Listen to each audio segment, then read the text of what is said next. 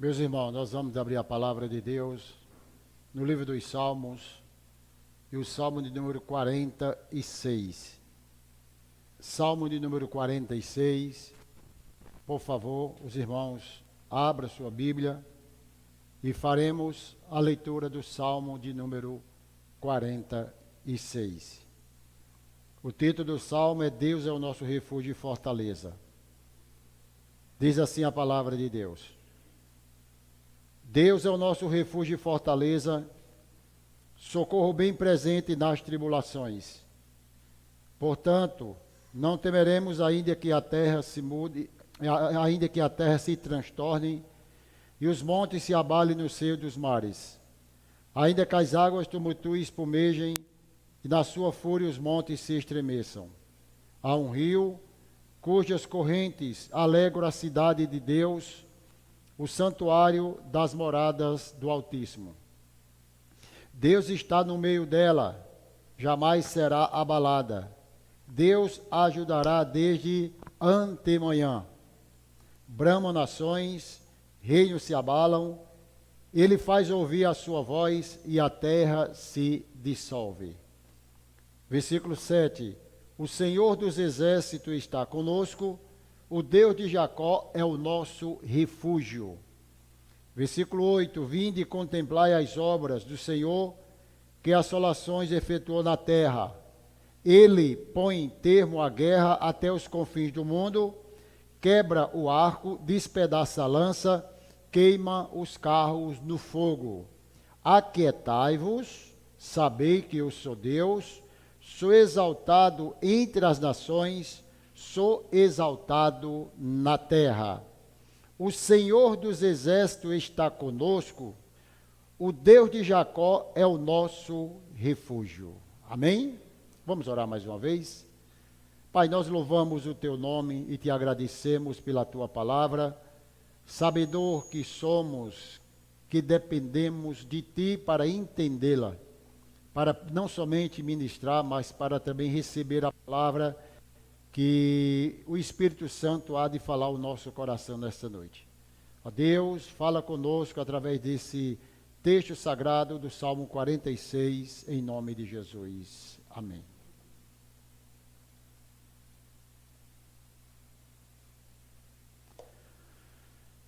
O livro dos Salmos é uma coletânea de cânticos, orações e lamento do povo de Deus, escrito por vários autores, entre eles o rei Davi. Há mais de 100 citações no livro dos Salmos, somente no Novo Testamento. O livro dos Salmos, Calvino disse que é uma anatomia da alma, ou melhor, o espelho da alma. E Calvino diz que todo ser humano se identifica com os Salmos. Sempre vai ter uma mensagem dos Salmos que se identifica com o seu povo, chamado espelho da alma. É tão importante os Salmos, não é que é mais importante que os outros livros, que a Bíblia toda ela é inspirada, ela é importante. Mas o livro do Salmo tem a sua importância que algumas igrejas, ou muitas igrejas, hoje só cantam salmos. Não canta inário, não cantam hinos, esses hinos contemporâneos, e só canta salmos, para você ver a importância do livro dos Salmos. O Salmo 46 é chamado de o Salmo de Martinho Lutero.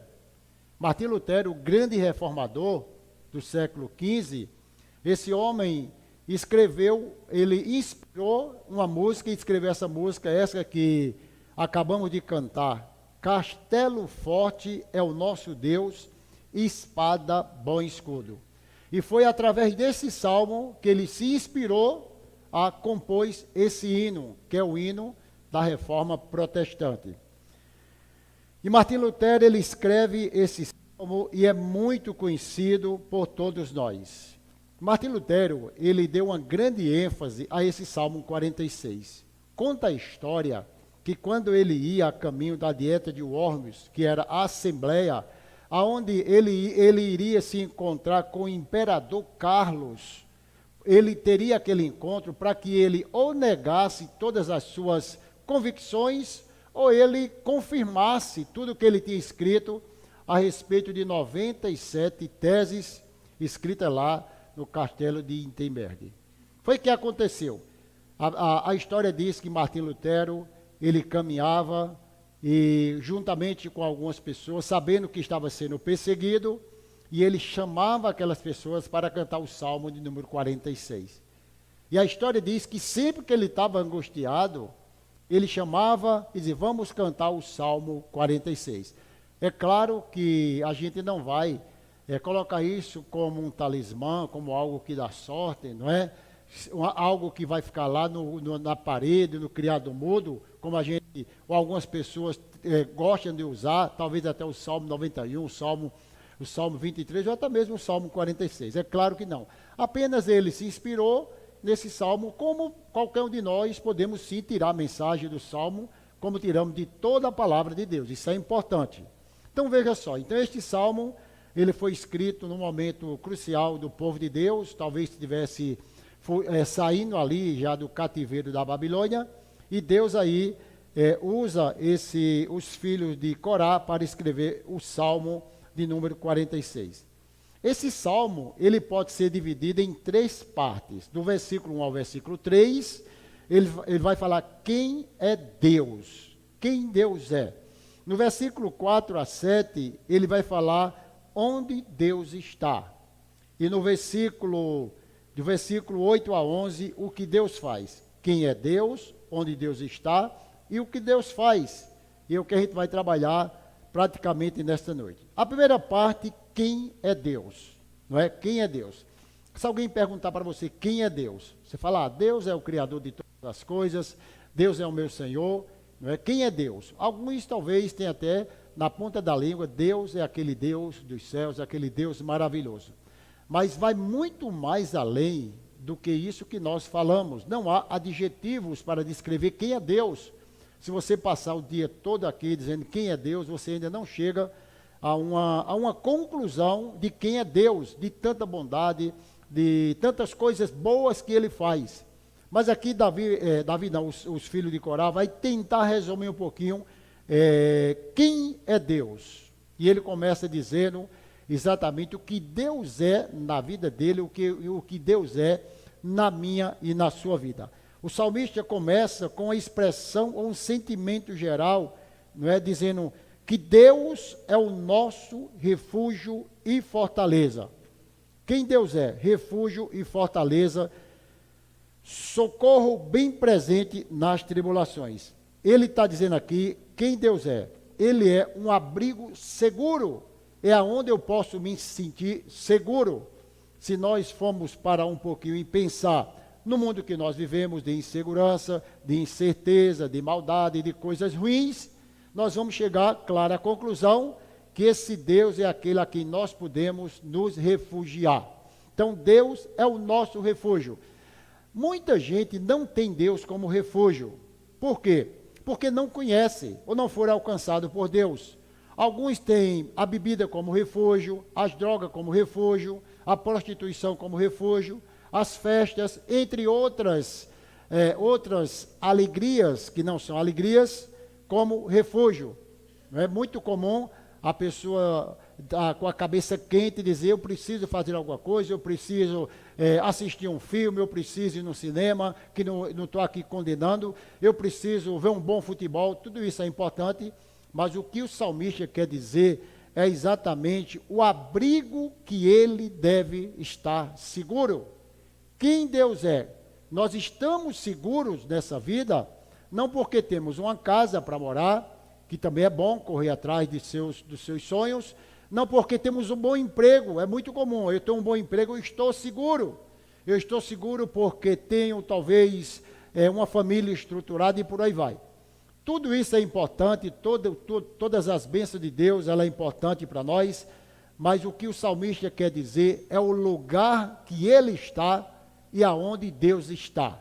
Deus é o nosso refúgio, a expressão aqui é refúgio e fortaleza.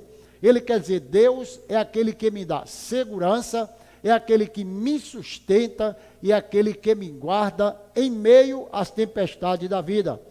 E ele conclui dizendo, Deus é o meu refúgio e fortaleza e ainda socorro bem presente nas tribulações. Se nós estamos seguros, se nós estamos guardados por Deus, se nós estamos protegidos por Deus, Ele vai dizer que há, sim, um motivo para que eu e você acredite que mesmo em momento de tribulação, a nossa vida, ela é poupada, ela é guardada por Deus. Se estamos sendo perseguidos, se estamos sendo maltratados, se estamos passando por dificuldades, o salmista diz que Deus é esse refúgio e essa fortaleza. Martim Lutero, ele ainda diz assim: uma masmorra com Cristo é um trono, e um trono sem Cristo é um inferno.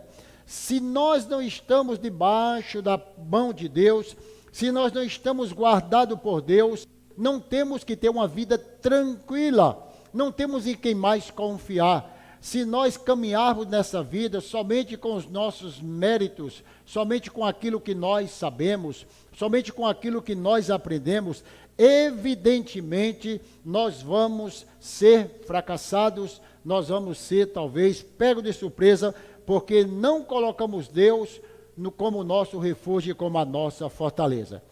Quando ele fala essas palavras, Deus é o abrigo, Deus é o refúgio, Deus é a fortaleza, isso traz uma imagem lá do Velho Testamento, onde o povo de Deus caminhou 40 anos no deserto para sair de um momento de opressão para a terra prometida, e durante toda essa jornada não faltou a proteção de Deus, não faltou o abrigo de Deus.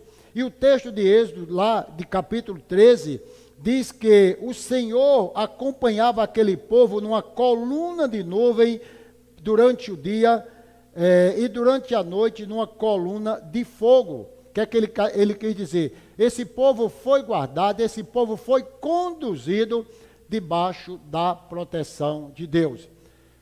Essa questão de habitação, ela vem lá do Velho Testamento, mostrando como Deus tem guardado o seu povo, como Deus é o defensor do seu povo. Se você for ler a história do Velho Testamento, dos reis, talvez dos profetas, de todos esses homens que o Senhor usou, eles estavam guardados, eles estavam em uma fortaleza. Você pode dizer, mas pastor, foram homens que passaram vexames, dificuldades. Se você for lá estudar os heróis da galeria da fé, você vai se deparar com homens que entrou na cova de leões, com homem que entrou durante o fogo não queimou, de pessoas que foram apedrejadas, que sofreram naufrágio. Mas todas essas pessoas, mesmo passando por essas dificuldades, elas não foram abandonadas por Deus. Elas não foram jogadas de lado, mas a Bíblia diz que Deus guardou, porque Deus era o protetor daquele povo. Se nós olharmos a vida desses homens, certamente veremos que Deus é aquele que protege o seu povo, é o Deus da igreja. Por mais que nós estejamos hoje preocupados com o futuro da igreja, com o futuro do nosso país, por mais que estejamos preocupados com o que pode acontecer, as leis que estão sendo aí elaboradas, nós temos que entender uma coisa, que nós estamos dentro de uma fortaleza, e se vier a acontecer alguma coisa, é da permissão de Deus, e nós temos que ficar no lugar seguro. Ele fala, um socorro bem presente nas tribulações. A palavra tribulações refere a pessoas em lugares apertados, encurraladas, alguém que está numa situação totalmente difícil. Talvez retratando a situação dos assírios que sufocavam o povo de Deus, aquele exército, né, que Deus matou de uma só vez 185 mil pessoas, vocês lembram? Talvez trazendo esse contexto aqui de as pessoas que eram encurraladas, ele escreve esse salmo que ele está bem presente na tribulação. Davi passou as experiências amargas da vida. Em um de seus salmos, ele escreve no Salmo 23, que é muito conhecido, ainda que eu ande pelo vale da sombra da morte, não temerei mal nenhum, porque tu estás comigo, o teu bordão e o teu cajado me consolam. Então, quem é Deus? É aquele que está presente na minha e na sua vida todos os dias quem é Deus. Jesus estava certa vez dormindo lá na popa do barco, os discípulos ficaram um pouquinho lá apertados, aterrados, a tempestade começou, se levantou, entra a água para dentro daquele barco, e os discípulos ficaram ali perturbados, foram acordar Jesus, e Senhor, tu não te importa que nós morramos? Eles parece até que não conheciam o Deus que estava levando eles para o outro lado da margem. Mas é assim, o nosso comportamento, Cláudia, é que às vezes a tempestade se levanta contra nós e nós ficamos, quem é Deus?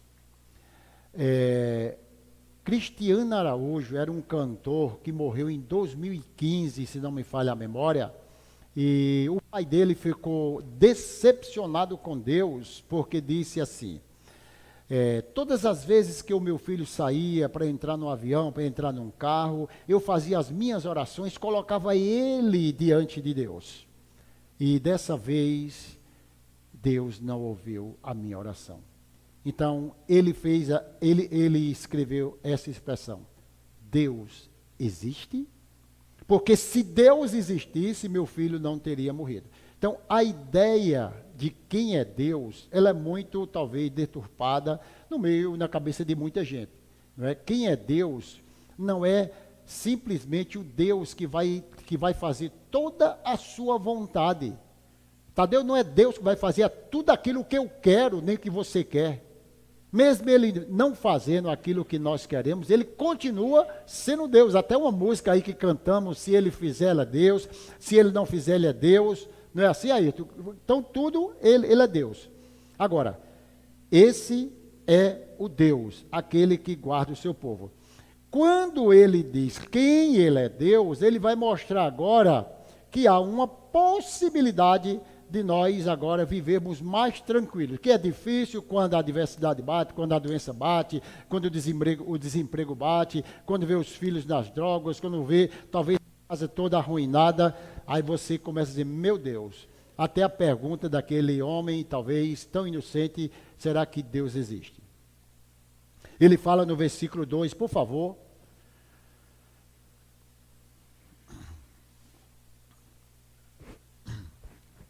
Portanto, é mais ou menos assim a conclusão do que ele vem falando, ou por causa disso, por isso, diante disso que eu falei, né, portanto, não temeremos, ainda que a terra se transtorne, em outra versão, se mude e os montes se abalem no meio dos mares.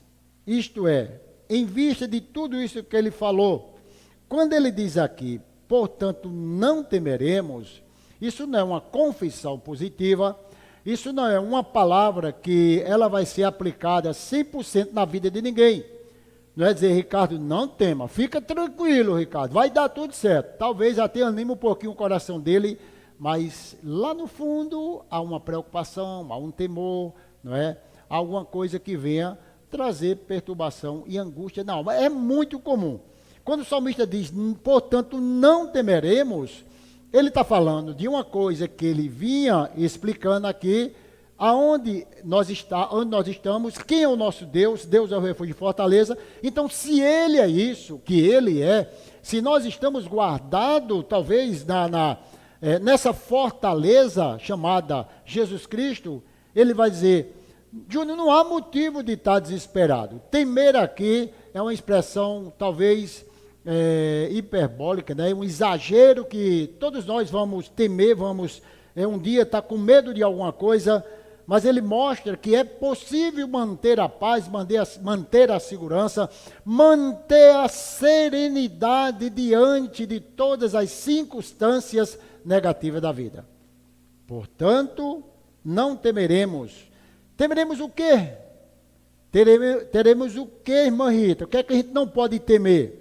Ainda que a terra se transtorne, se mude, ainda que os montes se abalem no seio do mar. Ele está falando de catástrofe, ele está falando de coisas grandes, ele está falando de tsunamis, ele está falando de coisas absurdas aos nossos olhos que possa acontecer. Mas o que é que a gente entende que a terra se mude, os montes se abalem? Será que é uma linguagem literal? ou é uma linguagem figurada. Podemos aplicar como uma linguagem, se quiser literal, pode acontecer qualquer coisa, como uma linguagem figurada de que nós, mesmo que venhamos a ser abalados com tantas coisas que acontecem, com notícias, com, sei lá, com incerteza dessa vida, ele diz, mesmo que isso aconteça, nós não podemos temer, não temeremos, não é? Não fique preocupado. O apóstolo Paulo foi um homem que enfrentou várias lutas, não é? Se você quiser ler a biografia do apóstolo Paulo, chegar em casa, você vai lá para 2 Coríntios, do capítulo 11, 12, ele vai mostrar aonde Paulo passou, o que ele sofreu, e em nenhum minuto ele disse onde Deus está, que Deus desapareceu, apenas ele se colocava diante de Deus.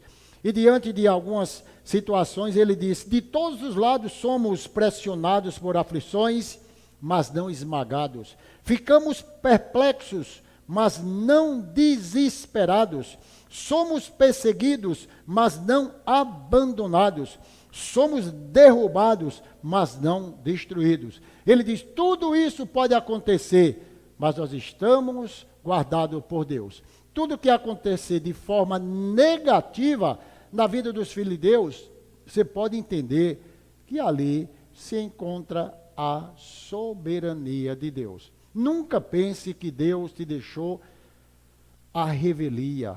O barco está à deriva, ele vai para onde quer, ele não vai para onde quer. Aliás, a minha e a sua vida não está à deriva, não está solta. Nós não estamos caminhando nessa vida sem direção, angustiado. Nós temos sim a proteção de Deus, nós temos sim a mão de Deus para guiar cada um de nós. E ele diz aqui, nesse versículo 2, portanto, não temeremos. Se vier a acontecer, nós temos que ter segurança. O salmista, no Salmo 112, diz assim, que o cristão, o crente, ele não teme as más notícias, né?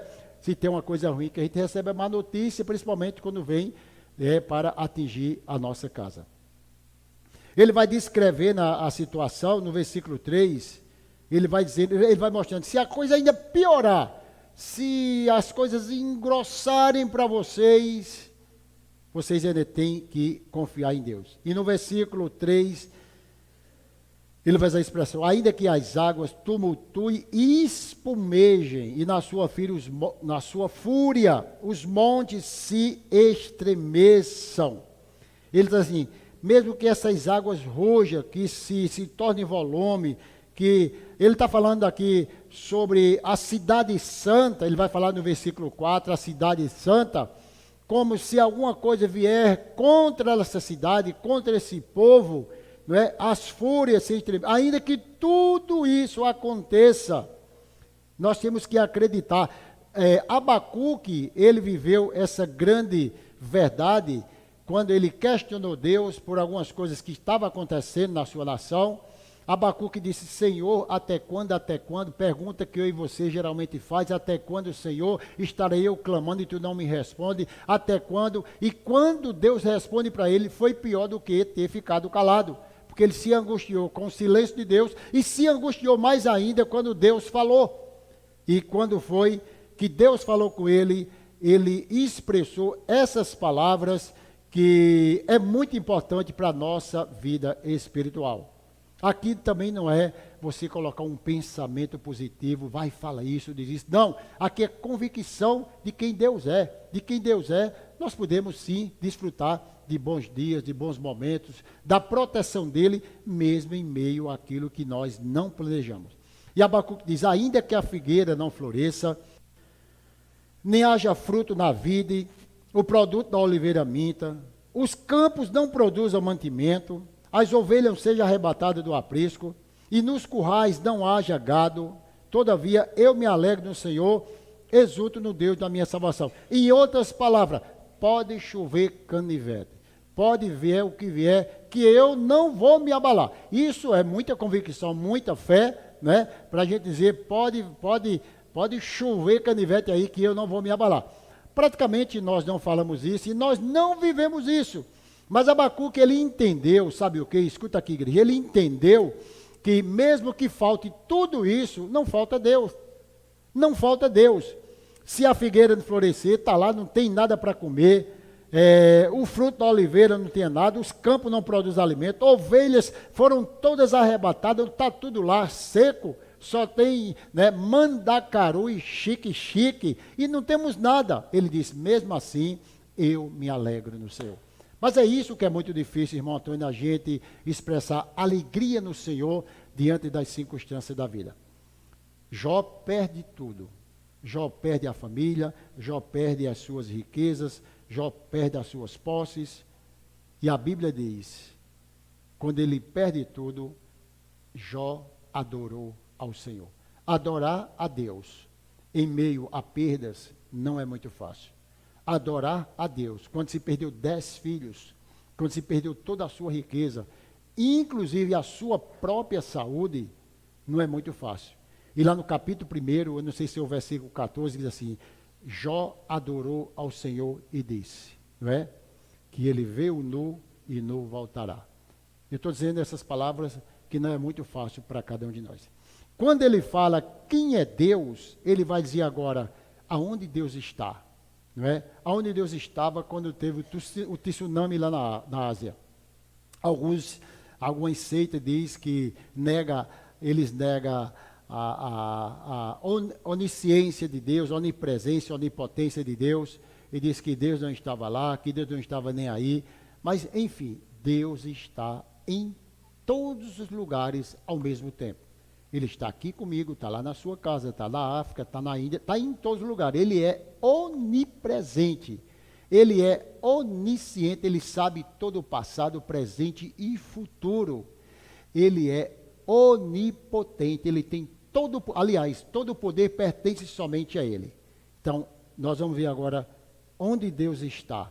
Deus está no meio de uma cidade que estava passando por alguma turbulência. No versículo 4, essa cidade que nós vamos ver agora. Há um rio cujas correntes alegra a cidade de Deus, o santuário das moradas do Altíssimo.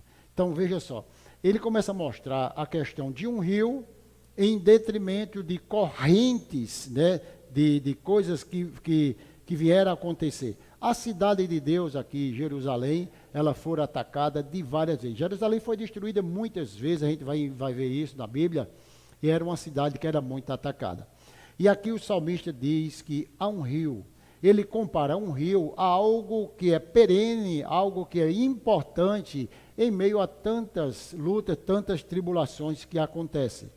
A cidade se alegrará com esse rio, a presença do Senhor é como um rio fluente e pacífico, em contraste com as torrentes perigosas. Se a cidade está em aperto, se a cidade está sofrendo, ele diz, há um rio cujas correntes alegra a cidade de Deus. O que é que ele quer dizer com isso? É que mesmo em meio às grandes tempestades, ele vai falar já, brama nações, reinos se abalam, falar de coisas grandes, ele fala, esse rio, essa pequena corrente que passa no meio da cidade, é exatamente isso que ele quer dizer, alegra a cidade de Deus. Nós costumamos dizer que coisas grandes são boas, né? Valorizar coisas grandes, né? Mas tem coisas pequenas que acontecem na nossa vida, tem coisas pequenininhas que vêm a acontecer, que alegram o nosso coração. O que acontece muitas vezes é a ingratidão que foge de nós. Há um rio, um rio é muito pequeno para aquela cidade contra o que estava acontecendo. Então, há um rio que alegra a cidade de Deus. É o melhor, a presença de Deus, se é que pode ser mínima, que não existe mínima, mas aquela ali representava muito pequeno em relação aos estrondos, às nações, às perseguições, entre outras coisas que poderiam ter trazido tristeza para esse povo. Você vê, quando ele está respondendo o versículo 2, que ele diz, mesmo que ainda que a terra transtorne, os montes se abalem, os céus dos mares, começa a ver coisa grande. Eles não se preocupem, há um rio que alegra a cidade de Deus. Nós precisamos entender que Deus está presente na nossa vida, independente das circunstâncias. do que nós achamos que é grande ou que é pequeno, não é?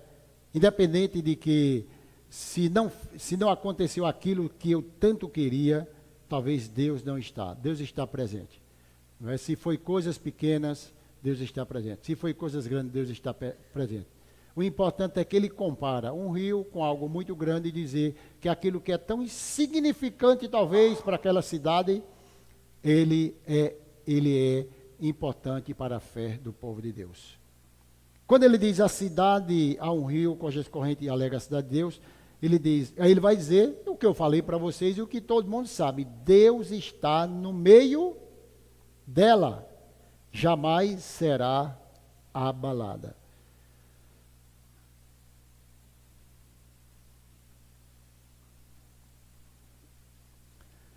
Deus habita na nova versão transformadora. Deus habita no meio dela, nessa cidade. A ideia não será abalada, não será destruída. Aquilo que Paulo falou, que eu falei para vocês. Nós somos perseguidos, mas não desamparados. Nós não somos destruídos. A ideia é mais ou menos essa.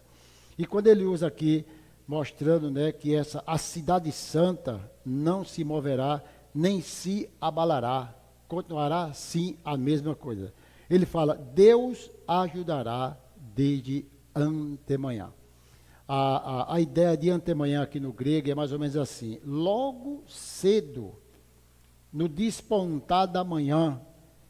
Em outras palavras, falando de uma linguagem militar, que era a linguagem muito do salmista, antes, né, que os inimigos cheguem, Davi foi um homem que experimentou se acordar muito cedo para lutar contra os inimigos. Ele corria lá para o seu acampamento, ele fugia de Saul, logo cedo de madrugada ele estava esperando. O que o salmista quer dizer aqui é que logo cedo, ao amanhecer do dia, tão logo que o sol nasce sobre a terra, ele virá em favor do seu povo. Deus ajudará desde amanhã. Aliás, Deus ajuda todos os dias, todas as horas, você dormindo, você acordado, mas se ele está trazendo uma linguagem de guerra, uma linguagem militar, ele mostra assim que a nossa luta é uma luta que começa logo cedo e que não começa só. Não é verdade, Silvano? Nós começamos a lutar logo cedo, logo cedinho, já acordamos com preocupação, já pensando o que tem que fazer, já tantas coisas para enfrentar. E aqui ele diz assim: logo cedo o Senhor já peleja pelo seu povo. A cidade, ela é guardada por Deus. Agora, perceba que ele diz, Deus está no meio dela e não será abalada. A história de Eliseu, não sei quantos vocês conhecem aqui. Eliseu, ele estava enfrentando os seus inimigos, os seus soldados. O moço estava dentro de casa, e a Bíblia diz que cercaram toda a cidade, toda a casa do profeta Eliseu, e o moço veio lá de fora, abriu a porta. Quando abriu a porta, viu o exército todo ali, e disse: profeta Eliseu, nós estamos perdidos, o que é que nós vamos fazer? O exército está todo aí. Ele disse: maior é aquele que está conosco do que aquele que está com ele. Em outras palavras, o exército de Deus é maior. Por quê? Ele viu o exército com os olhos da carne, Eliseu viu o exército dos anjos do Senhor. Não tem nenhum misticismo para isso, não tem nada de errado. Nós entendemos que quem luta por nós é um exército bem maior, é Deus que guerreia por nós. E é tanto que o próprio Eliseu orou assim: Deus, abre os olhos desse moço aí para ele ver o que pode acontecer. É porque nós, diante de situações ruins da vida, nós costumamos a entregar as armas, largar as armas, não é? Jogar a toalha e dizer: está perdido, não tem mais o que fazer. Mas temos que ter muito cuidado que esse Deus que nós servimos é o Deus que peleja por cada um de nós. Então ele diz assim: logo cedo Deus irá ao encontro do seu povo. O salmista diz: é certo que não dormita, não dorme o guarda de Israel. Deus não dorme, quem dorme somos nós. Versículo 6, aquela expressão que nós falamos há pouco, não é? Brama nações, reino se abala, ele faz ouvir a sua voz, e a terra se derrete ou se dissolve, como diz algumas traduções. Brama nações. Então o que é que ele quer dizer? Os terremotos, os mares. Quando ele falou o rio, naquele pequeno rio, ele vai falar agora o que acontece, para que você veja o rio, que é muito mais importante do que esses estrondos que as nações estão vivendo. Ele brama nações, nações se agitam, reinos se abalam, não é? Parece que o mundo vai se acabar. Tem hora que nós achamos que o mundo vai se acabar, que as coisas saíram do trilho, agora o trem sai do trilho e está todo mundo desgovernado. Nós estamos perdidos, porque a nação é forte, o povo é forte, o político é forte, a ideologia é forte, as decisões são fortes. Não! Nós somos guardados na fortaleza de Deus. Então, quem é forte é o nosso Deus, em detrimento de tudo isso que pode acontecer. A realidade é, nações, reinos se abalam, as coisas começam a acontecer, mas Deus, Ele é conosco. E Ele diz, mesmo em meio a essas nações, isso que acontece, Ele faz ouvir a sua voz. Se você quer saber o que é a voz de Deus, vai lá no Salmo 29, já preguei aqui sobre o Salmo 29, a voz de Deus. Onde está a voz de Deus? Muitos estão procurando a voz de Deus através de profecia, muitos estão procurando a voz de Deus, talvez através de misticismo, de alguma coisa. A voz de Deus, ela é clara, ela é evidente em sua palavra. Quer ouvir a voz de Deus? Leia a Bíblia. Quer ouvir a voz de Deus? Tem aqui tudo que Deus já escreveu, já reservou para mim e para você. A voz de Deus é aqui revelada profundamente o que Ele é para a sua vida, o que Ele tem para a sua vida, o que Ele planejou para você e, acima de tudo, mesmo nesse mar revolto, esse Deus, Ele guarda a sua igreja. Versículo 7, ele vai dizer, o versículo 7, ele vai repetir no versículo 9, no versículo 11, versículo 7 e 11 é a mesma coisa. Uma expressão de confiança. Ele diz, o Senhor dos Exércitos está conosco. O Deus de Jacó é o nosso refúgio. Olha, duas coisas importantes que ele vai falar. Primeiro, o Senhor dos Exércitos. A expressão exércitos, ela pode ser aplicada exército de estrelas, né? Exército de anjos, pode ser aplicada de qualquer maneira. O Deus dos exércitos de Israel, falando de uma linguagem militar, é o Deus que está conosco. O Deus que é o comandante do exército de Israel. Bom, essas são as aplicações que a gente pode trazer. Então, o Senhor dos exércitos, o Deus que guerreia, uma outra linguagem militar também aqui. O Deus que guerreia está conosco. Você não precisa nem pedir sonhos, revelações, confirmações para saber se Deus está com você. Você precisa, João, e eu somente crer. A Bíblia diz, Deus está conosco. Acabou. Independente de sentimento, Deus está conosco. Agora, ele usa a expressão Deus está conosco e usa a expressão aqui, o Deus de Jacó é o quê? É o nosso refúgio. Quem é o Deus de Jacó? Quem é o Deus de Jacó? Agora ele vai falar de aliança. Ele vai falar Abraão, Isaque e Jacó. Ele vai trazer uma linguagem lá do Velho Testamento, de um pacto feito com Abraão e a sua posteridade. Perceba, quando nós falamos do versículo 1, Deus é o nosso refúgio, nós temos que entender, sem nenhuma vaidade nossa, que Deus é o refúgio daqueles que são dele. Os filhos de Deus. Porque ele vai confirmar o Deus de Jacó, o Deus da aliança, o Deus que disse a Abraão, serei contigo e a tua posteridade. Se estende até a minha vida e a sua vida aos dias de hoje. Quando Deus, ele faz uma aliança com o homem. Evidentemente aquela aliança foi quebrada, Deus de forma misericordioso, faz outra aliança com o homem, mas nunca deixou o homem. E o Salmo e o Salmo 103, até nós lemos aqui quando você foi no grupo dos homens que Gustavo leu, ele diz assim: Deus não nos trata segundo os nossos pecados, nem consoante as nossas iniquidades. Imagina, Johnny. Deus vai dizer assim: eu vou tratar você, da maneira que você está me tratando. O pecado que você cometeu hoje, eu vou retribuir para você. Nem eu, nem você, tá, Deus, estaríamos aqui nesta noite. Ele não trata, isso é graça, misericórdia dele. Quando ele diz: meu Deus, o Senhor não me trata consoante os meus pecados, com aquilo que eu pequei. Isso aí já me dá uma grande alegria, uma grande responsabilidade de vigiar e não estar pecando contra Deus.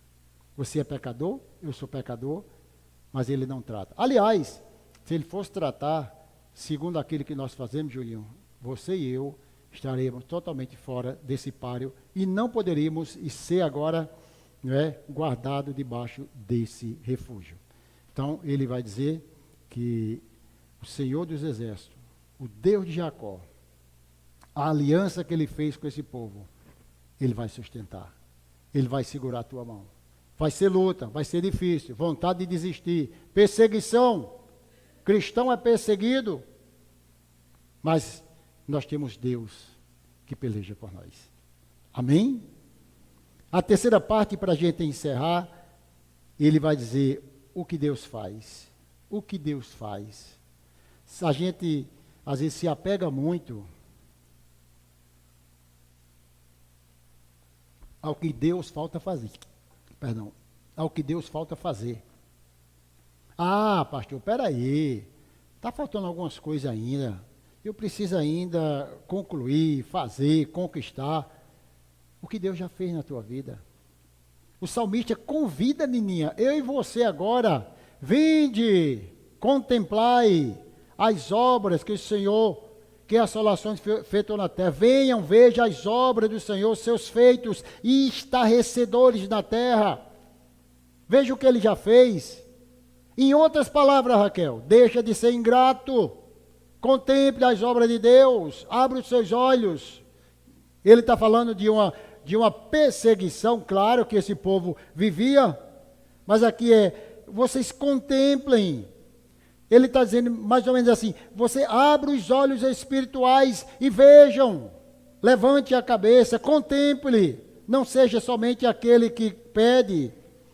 E a maneira de nós descansarmos é exatamente contemplando as obras maravilhosas de Deus. Você não precisa, talvez, nem ver as benesses de Deus na sua vida. Basta você contemplar a natureza, contemplar a criação, contemplar o teu nascimento, contemplar a tua casa, contemplar os teus filhos, contemplar a tua vida. Ele chama agora, convida o povo de Deus para ver o que Deus faz. Contempla o que Deus faz. E o que Deus faz está no versículo 9. Ele põe termo à guerra até os confins do mundo.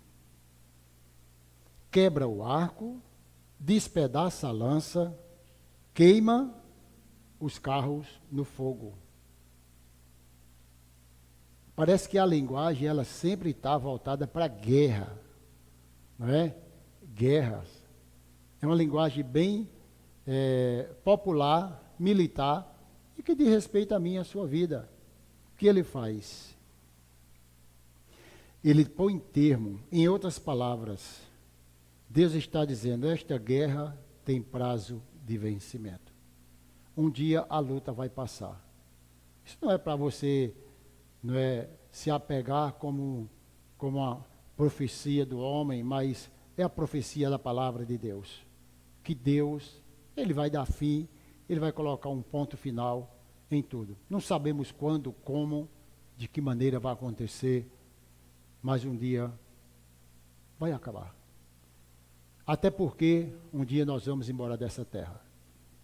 E se pensarmos direitinho, a nossa eternidade, ela é incomparável com a nossa vida terrena. a nossa eternidade com Deus será algo de gozo perene a vida inteira. Ele põe termo à guerra, aos confins do mundo, quebra o arco, uma linguagem bem militar, despedaça a lança, queima os carros no fogo. Né? A ideia aqui é de quebrar, desfazer, desarticular o que foi planejado. Matthew Henry, ele diz, desarticular o que foi planejado. Deus quebra, mas Deus quebra, mas não se quebra. Deus é esse Deus que age em prol da sua igreja. E partindo para o final, ele vai dizer a expressão que ela é mais conhecida do Salmo. Não é? É aquilo que todo mundo usa como um momento de angústia. Falamos para as pessoas, mas vivemos em alguns momentos, mas que não seja uma mensagem, né, de repente, algo que vem assim, mas algo que seja profundamente elaborada no meu e no seu coração. Ele vai dizer, Madalena, aquietai-vos. Aquietai-vos e sabei que eu sou Deus. Sou exaltado entre as nações, sou exaltado na terra. Na Nova Versão Internacional, diz assim, parece até uma contradição. Escuta aqui, que é mais ou menos o entendimento do versículo. Na Nova Versão diz assim, parem de lutar, sabem que eu sou Deus, serei exaltado entre as nações, serei exaltado na terra. Quando ele usa essa expressão, pare de lutar, Gustavo, ele não está dando aos seus filhos uma irresponsabilidade de ficar deitado numa rede, se balançando, esperando a morte chegar. Não é? Nós temos que lutar nessa vida. Ele está fazendo um contexto de nações, de coisas grandes, e ele diz, essa batalha é minha. Como ele disse lá a Josafá, nessa peleja não tereis que pelejar, porque essa batalha, ela é de Deus. Quando ele diz, essa batalha é de Deus, ele está mostrando para mim e para você, que qualquer esforço humano, desculpe lhe dizer, não vale muita coisa, Flávio. Qualquer esforço. Mas pastor, o senhor está dizendo que ele não disse nada disso. Porque tem dois momentos na vida do crente, do cristão. O momento de Josué se levanta de madrugada, roda a cidade 7 dias, 7 vezes no dia, no 7º dia grita e ela cai. Josafá, fica parado, não faz nada e vou dar vitória.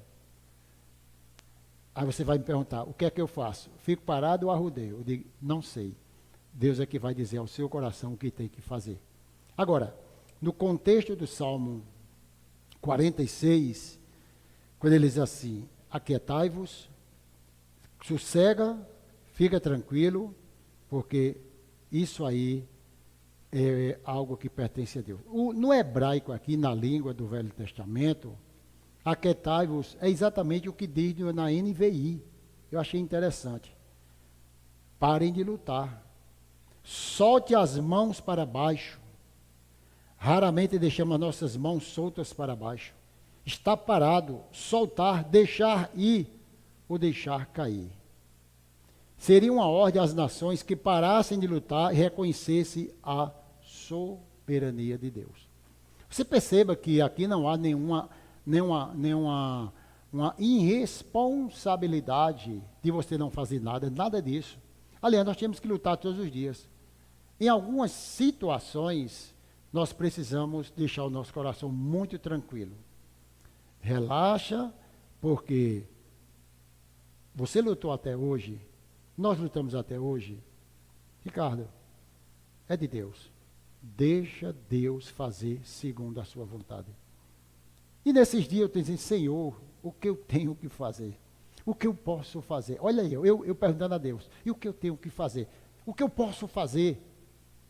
Senhor, se eu me acomodar e não fazer nada, se eu não fizer nada, eu posso me acomodar e achar que tudo é do Senhor e eu não faço nada. É um dilema na cabeça da gente. Mas eu preciso entender que minha vida, ela continua normalmente, meu trabalho, meu ministério, minha família, tudo normal. Agora, quem faz prosperar é Deus. Amém? E para concluir, ele diz, eu não vou mais falar, porque ele já falou no versículo 7, a mesma palavra. O Senhor dos Exércitos está conosco, Deus Jacó é o nosso refúgio. O Salmo termina da mesma forma como começou, reforçando a presença de Deus e sua proteção. Que Deus nos abençoe. Amém. Inscreva-se em nosso canal. Compartilhe nossos vídeos.